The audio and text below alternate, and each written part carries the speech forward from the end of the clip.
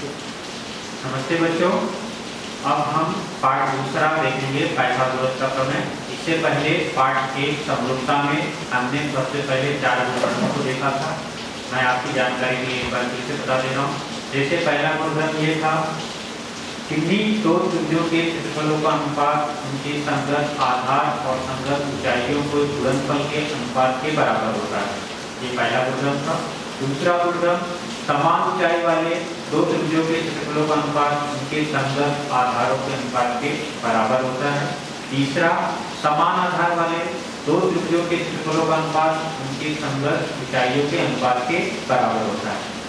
फिर चौथा गुणधर्म ये था, जिसमें समान आधार और समान ऊंचाई थे। तो समान आधार तथा समान ऊंचाई वाले दो त्रिभुजों के क्षेत्रफल एक दूसरे के बराबर होते हैं। उसके आधार पर हमने समानुपात का मूलभूत प्रमेय सिद्ध किया था। समानुपात का मूलभूत प्रमेय ये था, किसी भी त्रिभुज की किसी एक भुजा के समांतर किसी भी रेखा यदि अन्य दो भुजाओं को दो भिन्न बिंदुओं पर प्रच्छेदित करती है तो वह रेखा, अगर वह समांतर है, उन भुजाओं को समानुपात में विभाजित करती है। फिर हमने समानुपात के मूलभूत प्रमेय का विलोम देखा। समानुपात की मूलभूत प्रमेय का विलोम क्या होता है? यदि किसी रेखा के द्वारा त्रिभुज की अन्य दो भुजाओं को वह रेखा समानुपात में अगर विभाजित करती हो तो वह रेखा तीसरी भुजा के समांतर होती है। उसके बाद समानुपात के मूलभूत प्रमेय के आधारित हमने कोण विभाजक का प्रमेय और 3 समांतर रेखाओं द्वारा बने अंतःखंडों का प्रमेय का गुणधर्म देखा। फिर उसके बाद समरूपता में दो समरूप त्रिभुजों के क्षेत्रफलों का प्रमेय, दो समरूप त्रिभुजों के क्षेत्रफलों का अनुपात उनकी संगत भुजाओं के वर्गों के अनुपात के बराबर होता है, संगत ऊंचाइयों के वर्गों के अनुपात के बराबर होता है, संगत माध्यिकाओं के वर्गों के अनुपात के बराबर होता है। तो इस तरीके से अगर देखा जाए तो हमने समरूप त्रिभुजों का जो गुणधर्म थे वो पहले पाठ में देखा, समरूप त्रिभुज तक। फिर उसके बाद हमने पूरे प्रश्नों को हल किया। अब उससे इन्हीं सब चीजों से संबंधित या त्रिभुज से संबंधित जो समकोण त्रिभुज होता है उसके बारे में पाइथागोरस प्रमेय दूसरा जो चैप्टर है वो हम देखेंगे। तो पाइथागोरस का प्रमेय ये बच्चे सब छोटे से लेकर बड़े तक 6वीं 7वीं 8वीं और 9वीं तक का सभी बच्चों ने ये आसानी से देखा है कि पाइथागोरस का प्रमेय पहली भुजा का वर्ग धन दूसरी भुजा का वर्ग बराबर कर्ण का वर्ग, ये पहले हमने देखा था। उसी पर आधारित पाइथागोरस का प्रमेय और अब हम 10वीं में देखेंगे जो आगे हमें प्रमेय और उसको जो भी कथन दिए गए हैं या उससे संबंधित जो भी प्रश्न दिए गए हैं उसको सिद्ध करने में मदद होती है। तो पाइथागोरस का प्रमेय दूसरा चैप्टर है। सबसे पहले हम समकोण त्रिभुज के बारे में जान लें। समकोण त्रिभुज सभी जानते होंगे कि किसी भी त्रिभुज में यदि एक कोण का माप 90 अंश हो तो वह त्रिभुज समकोण त्रिभुज होता है। उसके अन्य दो कोण निम्न कोण होते हैं। अगर यहाँ पर हम देखें तो पाइथागोरस का प्रमेय क्या हो जाता है? कर्ण का वर्ग बराबर पहली भुजा का वर्ग धन दूसरी भुजा का वर्ग। कर्ण जो होता है समकोण त्रिभुज में वह सबसे बड़ी भुजा होती है, जो निम्न कोण की सम्मुख भुजाएं होती हैं वह कर्ण से छोटी होती है। तो यहाँ पर पाइथागोरस का प्रमेय समकोण त्रिभुज में जिस त्रिभुज में कोई एक कोण का माप 90 अंश हो तो उसे समकोण त्रिभुज कहते हैं।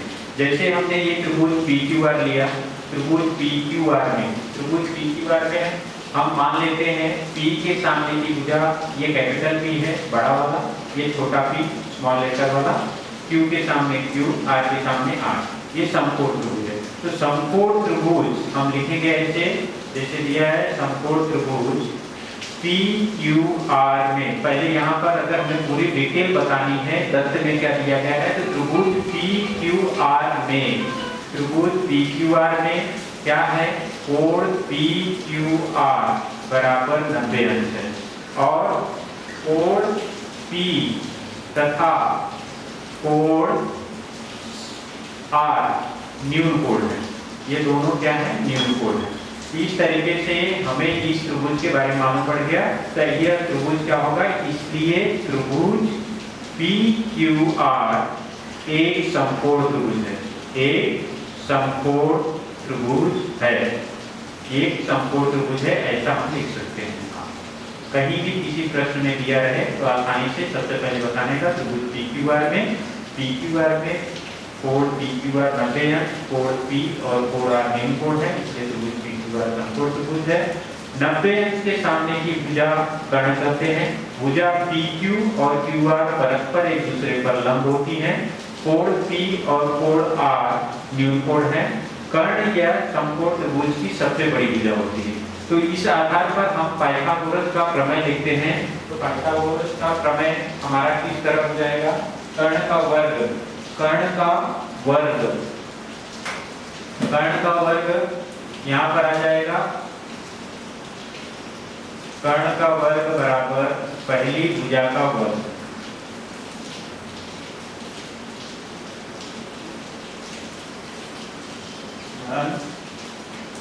दूसरी भुजा का वर्ग।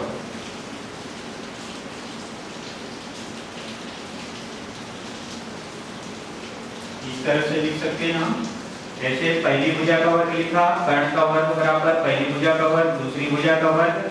फिर उसके बाद अगर जो अनुपात दिया गया है उस अनुपात के आधार पे लिखते हैं। यहाँ पर भुजाओं पर लिखेंगे तो जैसे लंबाई दी गई है तो हम ऐसा लिख सकते हैं लेंथ ऑफ PR का वर्ग, मतलब लंबाई PR का वर्ग। उसके बाद लेंथ ऑफ PQ मतलब PQ की लंबाई का वर्ग, फिर लेंथ ऑफ QR का वर्ग। इस तरह से लिख सकते हैं। या उसे डायरेक्टली हम भुजाओं या रेखाखंडों का दायरा है PR का वर्ग बराबर PQ का वर्ग, यहाँ पर लिख सकते हैं QR का वर्ग। तो यहाँ पर हमने ये लिखा। अब जो हम चिन्ह दर्शाए हैं, P की समूह भुजा छोटा p, Q की समूह भुजा छोटा q, R की समूह भुजा छोटा r, उस आधार पर अगर हम लिखेंगे तो यहाँ पर हो जाएगा Q का वर्ग बराबर R का वर्ग धन P का वर्ग। ये चिन्ह द्वारा जितने भी ये दिए गए हैं ये सब पाइथागोरस प्रमेय के आधार पर हम लिख सकते हैं। चाहे ऐसे हम उसे देखें या इस तरीके से देखें या ऐसे लिख सकते हैं, और या अगर उसमें चिन्हांकित किया गया है तो इस तरीके से हम लिख सकते हैं। तो हम पाइथागोरस के प्रमेय के बारे में सबसे पहले समकोण त्रिभुज के बारे में जानकारी प्राप्त की। क्या जानकारी है कि किसी भी त्रिभुज में यदि एक कोण 90 अंश का है तो वह त्रिभुज समकोण त्रिभुज कहलाता है। समकोण त्रिभुज में पाइथागोरस का प्रमेय लगाने पर कर्ण का वर्ग बराबर पहली भुजा का वर्ग धन दूसरी भुजा का वर्ग। अन्य दो जो कोण होते हैं 90 अंश के अलावा न्यून कोण होते हैं। कर्ण या समकोण त्रिभुज की सबसे बड़ी भुजा होती है। उसके बाद हम देखते हैं पाइथागोरस के ट्रिक। पाइथागोरस के ट्रिक क्या होते हैं? उन प्राकृतिक संख्या, ऐसी 3 प्राकृतिक संख्याएं जिसमें किसी एक संख्या का वर्ग अन्य दो भुजाओं के वर्गों के योगफल के बराबर हो। फिर से मैं दोहरा रहा हूँ, पाइथागोरस ट्रिक क्या होता है? इनमें सिर्फ हमें प्राकृतिक संख्याएं लेनी है। प्राकृतिक संख्याएं 1 से शुरू होती है अनंत तक, इसलिए प्राकृतिक संख्याएं जब अगर हम लेते हैं तो उसमें हम देखेंगे कि 3 प्राकृतिक संख्याएं अगर जो हमने लिया है कि वो संख्या, उन तीनों संख्याओं का समूह वह पाइथागोरस ट्रिक है या नहीं। अगर वह पाइथागोरस ट्रिक है हम बोलते हैं पाइथागोरस ट्रिक है, अगर नहीं है तो पाइथागोरस ट्रिक नहीं है, ऐसा लिखते हैं। इसके लिए हमें क्या ध्यान रखना होगा कि उन तीनों संख्याओं में से सबसे बड़ी भुजा का वर्ग अन्य दो भुजाओं के वर्गों के योगफल के अगर बराबर होता है तो वो पाइथागोरस ट्रिक होता है। तो यहाँ पर देखें पाइथागोरस के ट्रिक, प्राकृतिक संख्याओं के ट्रिक में यदि बड़ी संख्या का वर्ग अन्य दो संख्याओं के वर्गों के योगफल के बराबर हो तो उन्हें पाइथागोरस का ट्रिक कहते हैं। जैसे अब यहाँ पर सबसे बड़ी संख्या क्या है? यहाँ लिख सकते हैं सबसे बड़ी संख्या, ये सबसे बड़ी संख्या का वर्ग अन्य दो संख्याओं के वर्गों का योगफल। अन्य दो मतलब पहली संख्या अन्य दो होती है जो, उसमें से लिख सकते हो पहली संख्या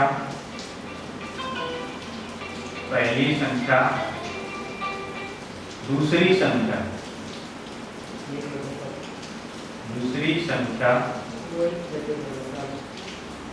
का वर्ग, ऐसा लिख सकते हैं। अब यहाँ पर सबसे बड़ी संख्या क्या है? 61 का स्क्वायर, ये हो गया।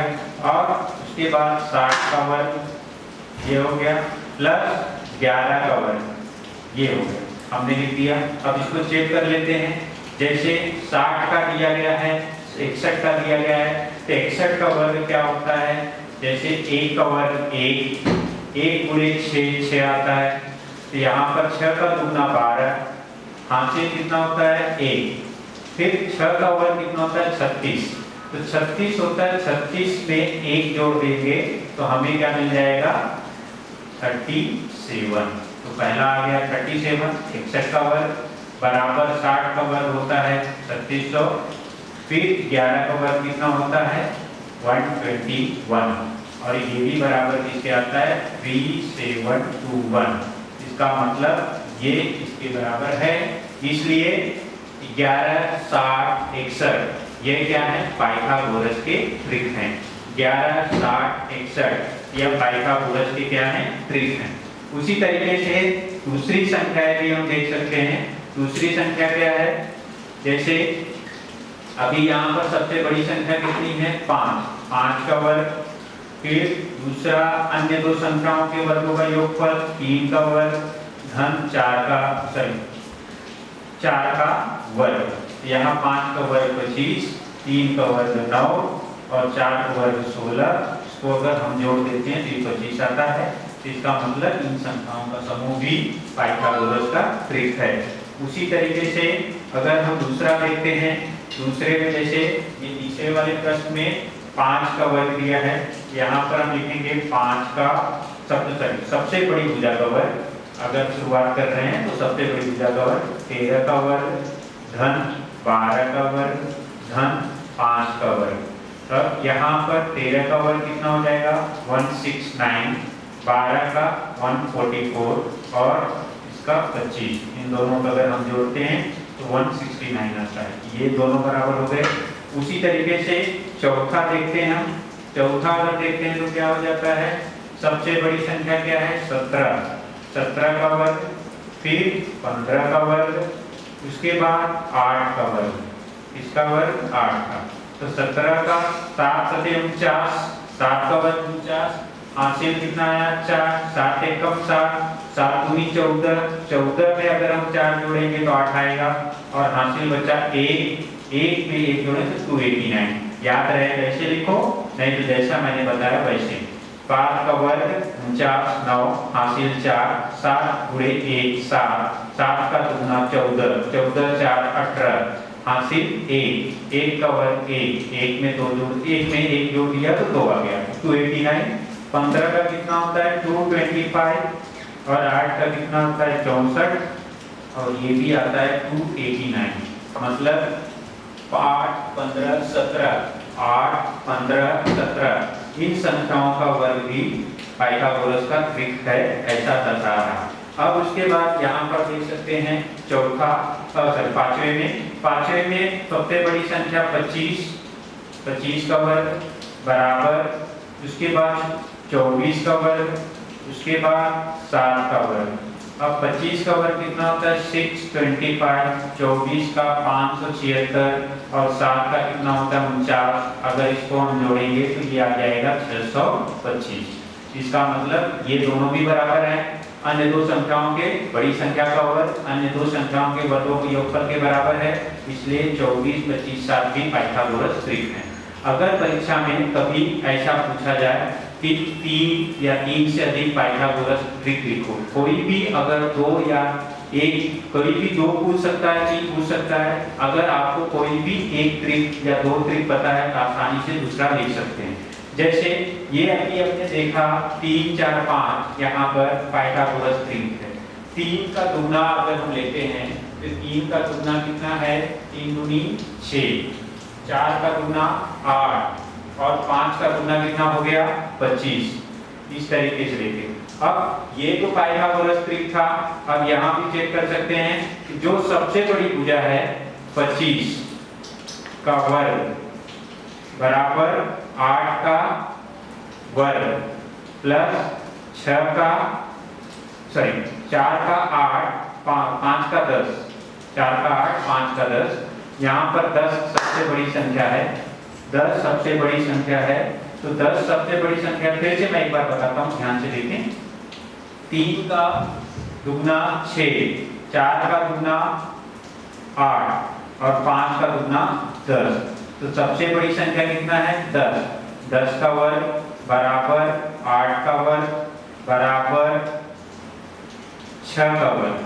अब यहाँ पर देखते हैं 10 का कितना है 100, 8 का कितना है 64, ये कितना है 36, ये भी कितना आता है 100।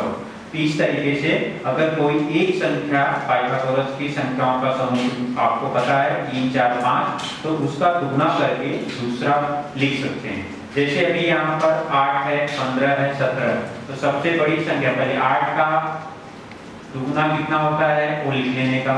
8 का दुगना 16, 15 का 30, 17 का 34, ये हो गया।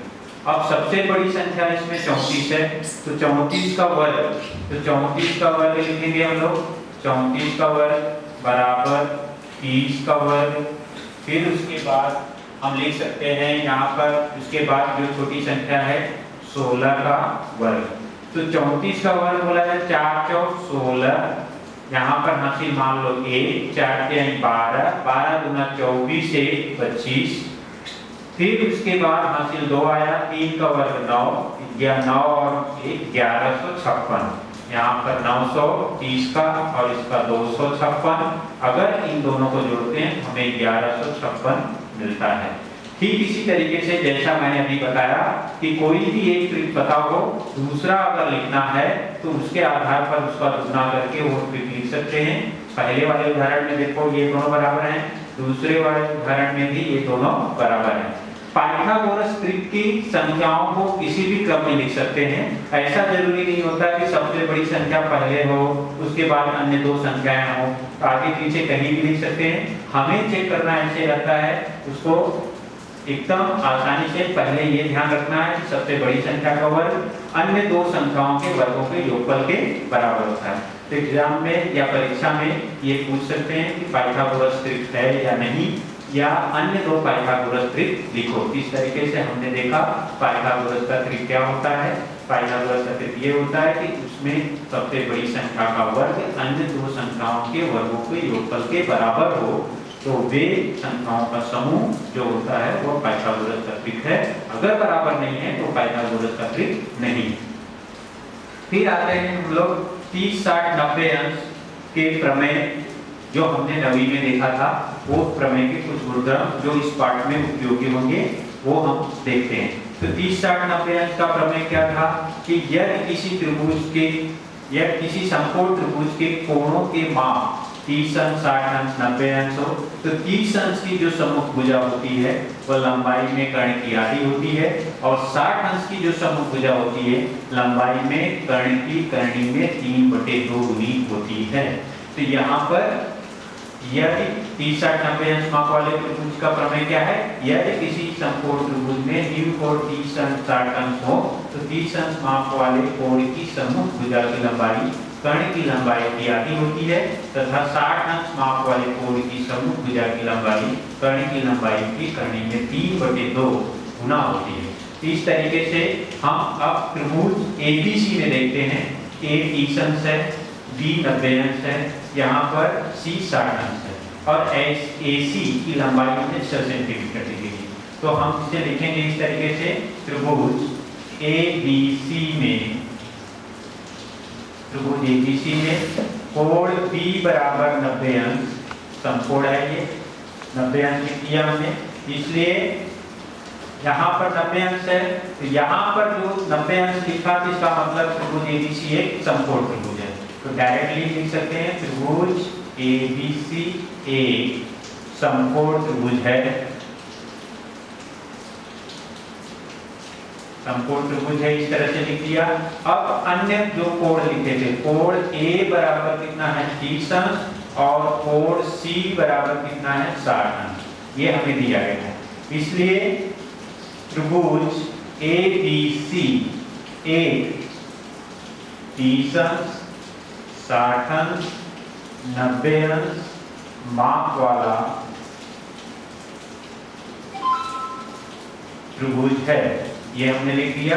अब प्रमेय क्या कहता है 30, 60 अंश से 90 अंश माप वाला कि 30 अंश की समभुजा, 30 अंश के सामने की भुजा, 30 अंश के सामने की भुजा क्या है BC।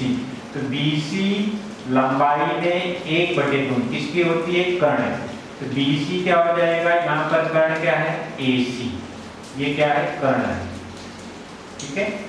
और ये यहाँ पर कारण लिखेंगे हम 30 अंश की सम्मुख भुजा,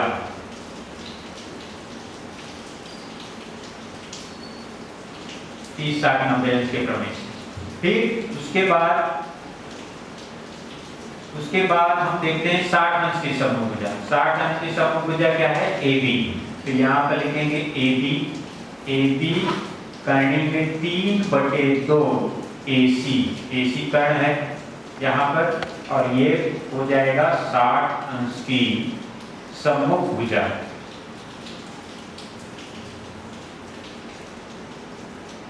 अंश की सम्मुख भुजा। अब जो माप दिया गया है 6 सेंटीमीटर वो रखकर देखते हैं। BC बराबर क्या था 30 अंश की सम्मुख भुजा 1/2 AC।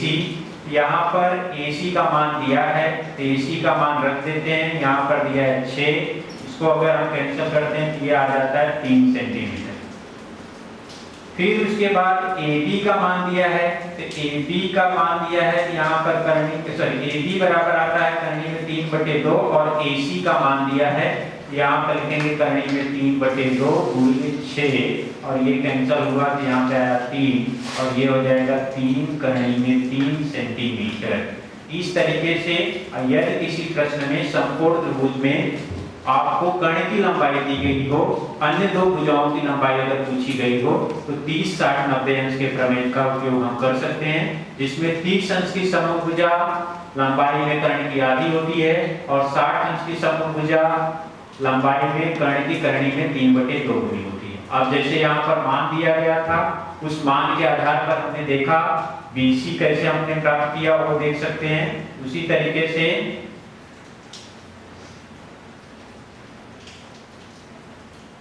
हम अब आगे देखेंगे 45 45 90 अंश माप वाले त्रिभुज का गुणधर्म जो हमने पहले देखा था। तो यहाँ पर यदि किसी समकोण त्रिभुज में उसके अन्य दोनों जो न्यून कोण होते हैं उनका माप 45 45 हो, तो उनकी सम्मुख भुजाओं की लंबाई 1 कर्णी में 2 गुने कर्ण की होती है। यहाँ पर देखो यदि किसी समकोण त्रिभुज के न्यून कोण का माप 45 तथा 45 हो, तो समकोण को समाविष्ट करने वाली प्रत्येक भुजा की लंबाई कर्ण की लंबाई में 1/2 गुना होती है। यहाँ पर त्रिभुज LMN है, समकोण त्रिभुज है, दोनों न्यून कोणों का माप 45 45 अंश दिया गया है, LN 3 कर्णी में 3 है। अब जैसा हमने पहले 30 60 90 अंश का किया, ठीक उसी प्रकार से ये कर सकते हैं। यहाँ पर क्या लिखेंगे, जैसे त्रिभुज LMN में ये लिखा कोण LMN बराबर कितना है 90 अंश।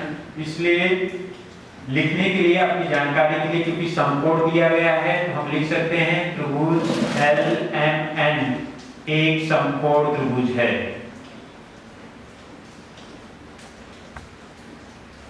एक समकोण त्रिभुज है।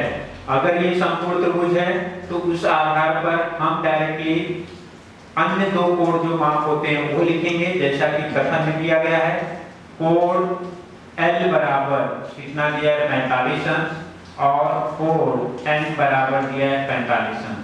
फिर ठीक से लिख सकते हैं कि त्रिभुज LMN एक 45 अंश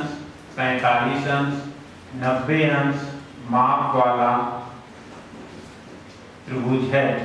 45 अंश 90 अंश माप वाला त्रिभुज है।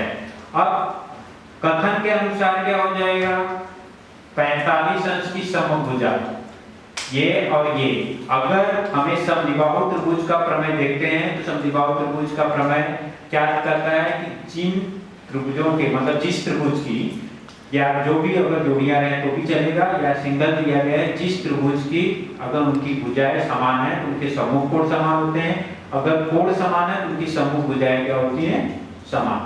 यहाँ पर 45 अंश के सामने की भुजा mn, इधर 45 अंश के सामने की भुजा lm, ये दोनों बराबर होंगी, इसलिए क्या आ जाएगा lm बराबर 1/2 गुणे ln। ये और यहाँ भी लिख सकते हो mn बराबर 1/2 गुणे ln। ln कर्ण है और इसके कारण में लिखेंगे 45 अंश की सम्मुख भुजा, 45 अंश की सम्मुख भुजा।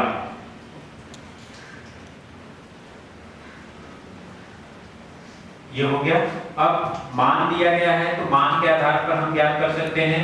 जैसे मान क्या दिया गया है, अभी हमें ln की लंबाई दी गई है 3 कड़ी में 3 सेंटीमीटर, इसलिए lm बराबर mn दोनों समान हैं, इसलिए 1/2 गुणे यहाँ पर आ जाएगा 3 करनी में 3। अगर 3 करनी में 3 आता है तो यहाँ पर सीधा सीधा हम उसका मान लिख सकते हैं और मान लिखने के बाद 3 करनी में 3 अलग अलग कर सकते हैं। कभी कभी मान अलग दिया जाएगा, जैसा हो कैंसल होता है तो कर कीजिए, नहीं कैंसल होता है तो उसको जिस तरह दिया गया है मान का अनुपात उसी तरह से लिख देने हैं।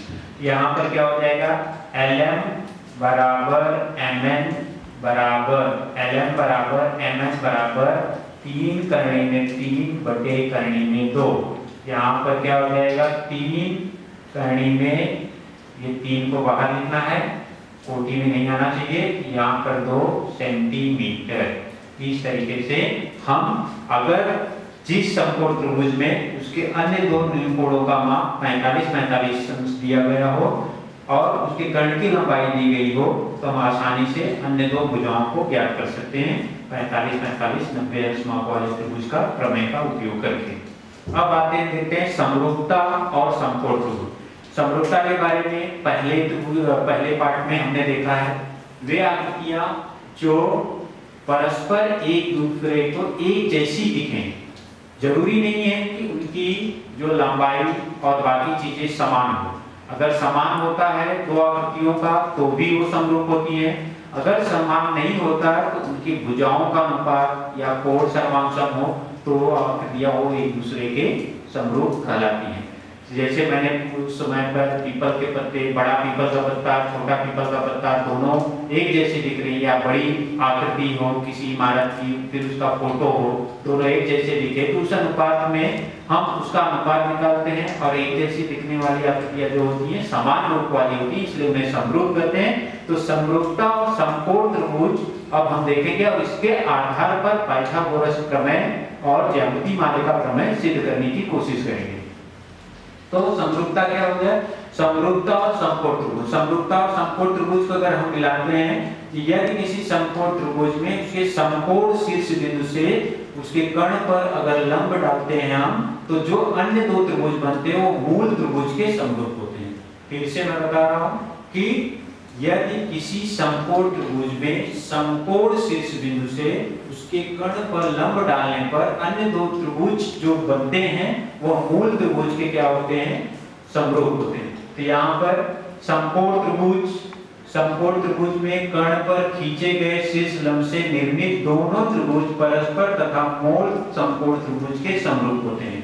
तो वे तीनों एक दूसरे के समरूप हो जाएंगे, तीन जोड़ी मिलेंगी। यहाँ पर जैसे त्रिभुज एबीसी है, समकोण शीर्ष बिंदु से कर्ण पर लंब हमने खींचा और लंब खींचने के बाद अब 1 2 और मूल त्रिभुज क्या आ जाता है 3।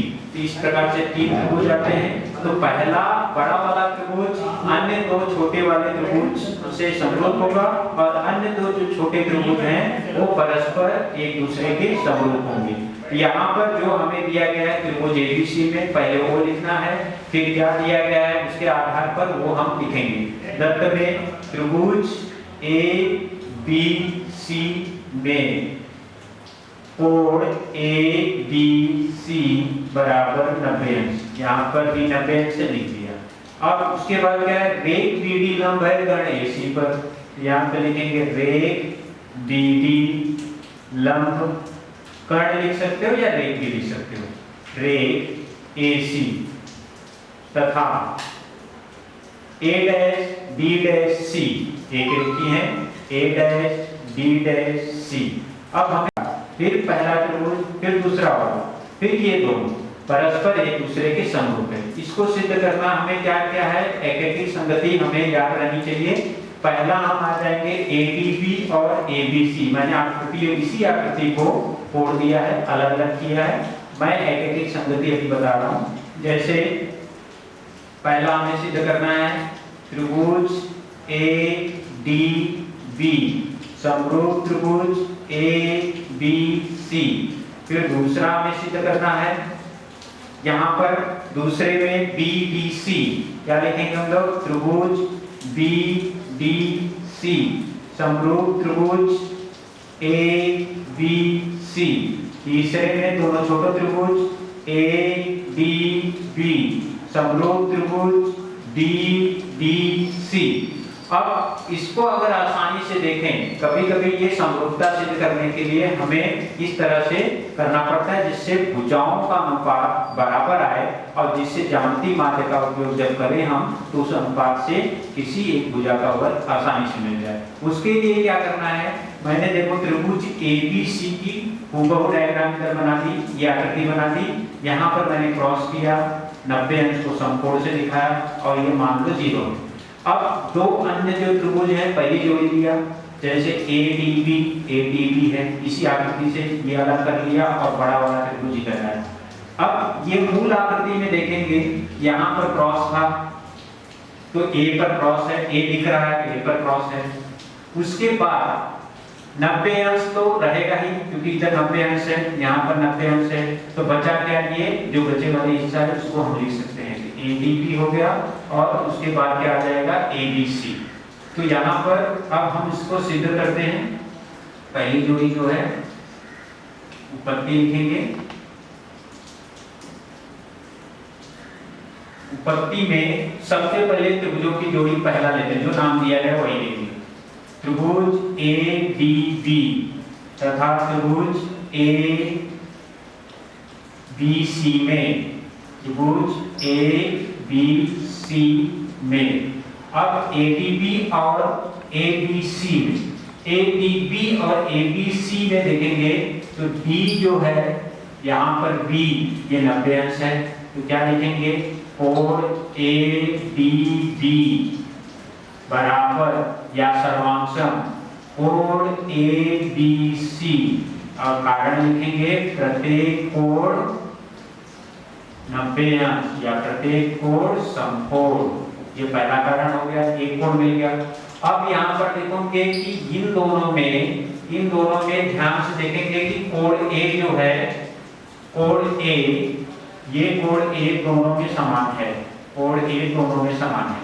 यहाँ पर क्या लिखेंगे, कोण बीएडी, कोण बीएडी बराबर कोण सीएबी, कोण सीएबी, ये हो गया सामान्य कोण। यहाँ पे लिखेंगे सामान्य कोण। अब दो कोण मिल गए, इसलिए क्या हो जाएगा, त्रिभुज एडीबी समरूप है त्रिभुज एबीसी के, और ये कारण लिखेंगे समरूपता की कोको कसौटी से, समरूपता की कोको कसौटी से। यहाँ पर लिखेंगे समरूपता की कोको कसौटी से, ये लिखिए और इसको हम दे देते हैं, ये हमारा कथन नंबर 1 हो गया। अब ठीक उसी प्रकार से दूसरा जो त्रिभुज की जोड़ी है वो लेंगे, त्रिभुज बीडीसी और त्रिभुज एबीसी। यहाँ पर देखते हैं, यहाँ पर क्या हो जाएगा, उसी प्रकार त्रिभुज बीडीसी तथा त्रिभुज एबीसी में, त्रिभुज बीडीसी तथा त्रिभुज एबीसी में। तो सबसे पहले हमें क्या देखना है, दो कोण दिखे हैं जो पहले जिस तरह से देखे थे ठीक उसी तरीके से।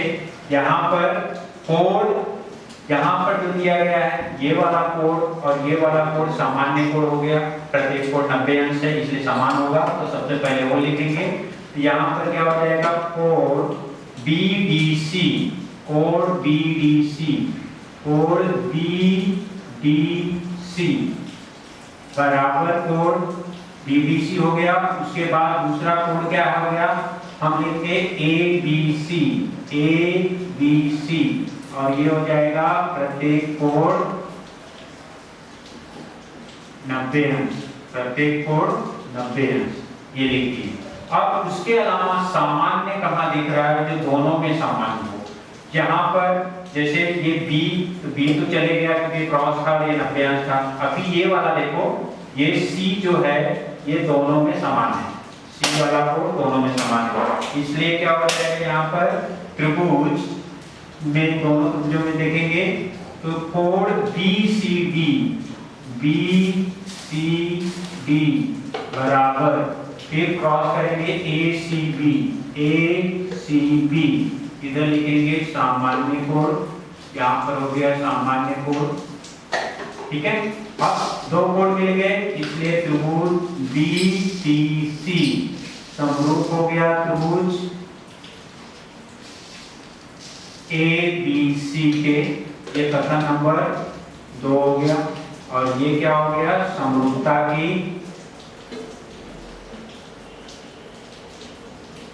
कोको कसौटी से,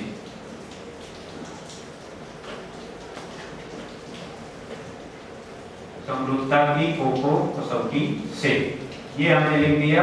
अब कथन 1 और 2 से देखते हैं, कथन 1, 2 से देखते हैं उसमें क्या क्या दिया गया है। हमें मिलेगा कथन 3, यहाँ पर कथन 1 में ये ABC है, उसी तरीके से कथन 2 में ये ABC है।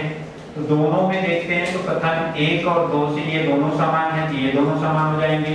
यहाँ पर लिखेंगे कथन 1 तथा कथन 2 से, कथन 2 से ये दोनों समान थे, ये दोनों समरूप हो जाएंगे, इसलिए त्रिभुज ADB समरूप हो गया है त्रिभुज BDC, ये हमने सिद्ध किया। और इस तरह से अगर देखें ये 3 आ गया, ये तीसरा कथन आया, तीसरा कथन से तीनों कथन अगर मिलाकर देखते हैं तो हमें क्या मिलता है, तीनों त्रिभुज परस्पर एक दूसरे के समरूप हैं, चाहे वह ADB ABC की जोड़ी में देखेंगे तो ये दोनों समान है, इसलिए ये दोनों त्रिभुज समरूप हो गए, फिर ये दोनों समरूप हो गए। इसका मतलब संक्रमणता का नियम से या इन कथनों के आधार पर भी देख सकते हैं कि त्रिभुज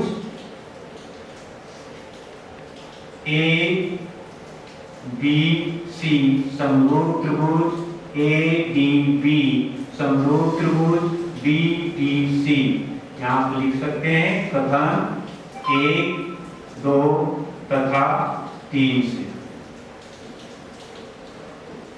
इस प्रकार से समरूपता और समकोण त्रिभुज का जो पहला प्रमेय है कि समकोण त्रिभुज में उसके समकोण शीर्ष बिंदु से उसके कर्ण पर खींचे गए शीर्ष लंब के कारण जो अन्य दो त्रिभुज बनते हैं वो मूल त्रिभुज के समरूप होते हैं।